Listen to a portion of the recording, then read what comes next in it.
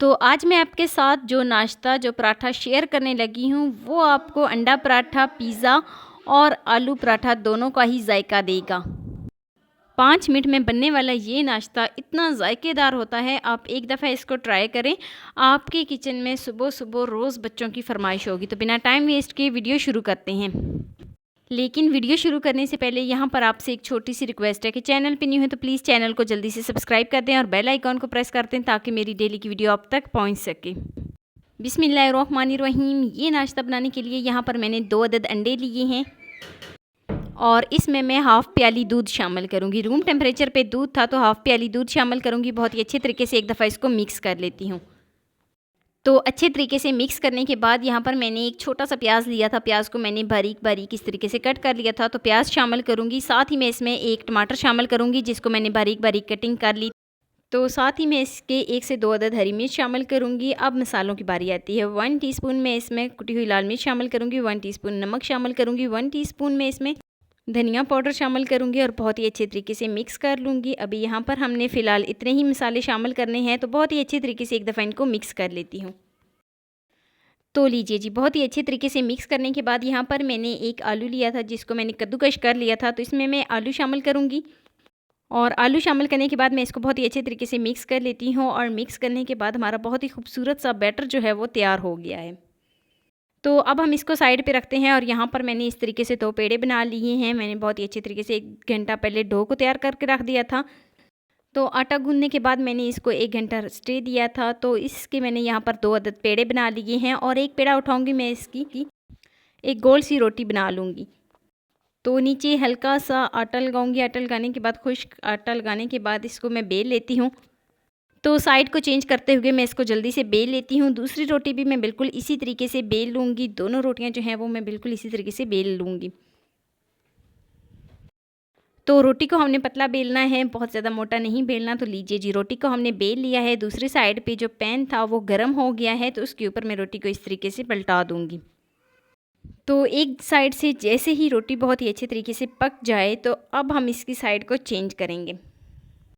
तो साइड को चेंज करेंगे और दूसरी साइड पे भी हम बिल्कुल इसी तरीके से रोटी को पका लेंगे, थोड़ा कच्चा थोड़ा पक्का। तो इस तरीके से साइड को चेंज करते हुए हम जो है दोनों साइडों से रोटी को बहुत ही अच्छे तरीके से एक दफ़ा पका लेते हैं।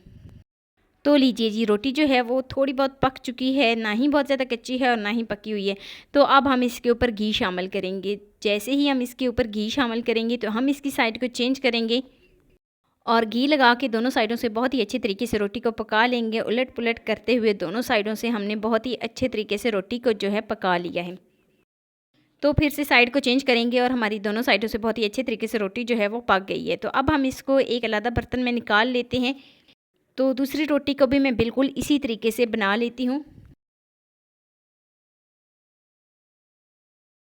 तो दूसरी रोटी को भी मैंने बेलकर इस तरीके से पैन के ऊपर पलट दिया है और दोनों साइडों से मैं दूसरी रोटी को भी बहुत ही अच्छे तरीके से पका लेती हूँ। तो रोटी जो है वो दोनों साइडों से बहुत ही अच्छे तरीके से पक चुकी है। अब हम क्या करेंगे कि जो बैटर हमने तैयार किया है वो इसके ऊपर डालेंगे। तो रोटी की साइड को चेंज करेंगे और चेंज करने के बाद जो बैटर हमने तैयार किया था वो इसके ऊपर इस तरीके से डाल देंगे। तो जैसे ही हम इसके ऊपर बैटर लगाएंगे तो अब हम इसकी साइड को चेंज करेंगे ताकि ये बहुत ही अच्छे तरीके से जो हमने अंडे का बैटर तैयार किया है वो इसके साथ रोटी के साथ चिपक जाए।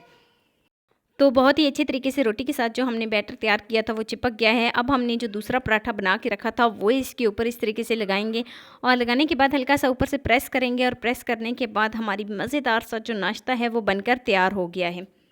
तो अब हम इसको एक अलग ट्रे में निकाल लेते हैं और निकालने के बाद मैं इसकी कटिंग कर लेती हूँ। तो जैसे हम पिज़्ज़े की कटिंग करते हैं बिल्कुल इसी तरीके से हम इसकी कटिंग कर लेते हैं। यहाँ पर मैंने पिज़्ज़ा कटर लिया है, पिज़्ज़ा कटर की मदद से मैं इसकी कटिंग कर लेती हूँ।